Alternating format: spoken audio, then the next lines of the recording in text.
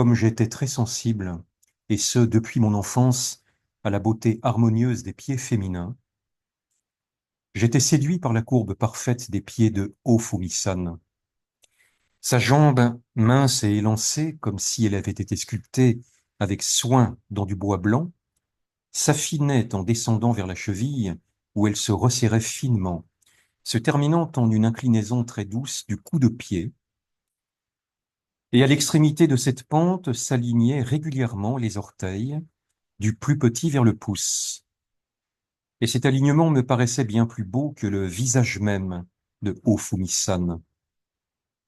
On ne pourrait affirmer qu'aucune physionomie au monde ne saurait être comparée à celle d'Ofumi-san, mais un pied d'une forme aussi belle et aussi harmonieuse, jamais je n'en avais vu jusqu'à ce jour. Des pieds aux talons trop aplatis, aux orteils mal alignés et trop espacés, laissant des ouvertures disgracieuses, provoquent une sensation aussi déplaisante qu'une vilaine figure. Or, le talon de Ofumi-san était agréablement charnu. Les 5 orteils accolés traçaient une sorte de M, formant un alignement aussi parfait qu'une rangée de dents bien plantées. Ses doigts de pied étaient si joliment agencés qu'ils semblaient découpés dans du chinko. Mais ces adorables ongles qui se trouvent à chacune de leurs extrémités, à quoi devrais-je donc les comparer?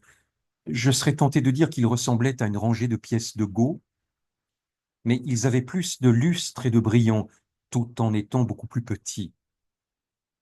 Un artisan ingénieux aurait peut-être obtenu un résultat d'une somptuosité comparable s'il avait découpé et poli la nacre de l'huître perlière et, après l'avoir effilée, l'avait plantée dans le chinko à l'aide de petites épingles. À chaque fois qu'il m'est donné d'admirer pareille beauté, je me dis en aparté que le Créateur manque grandement d'équité dans ses différentes réalisations d'êtres humains.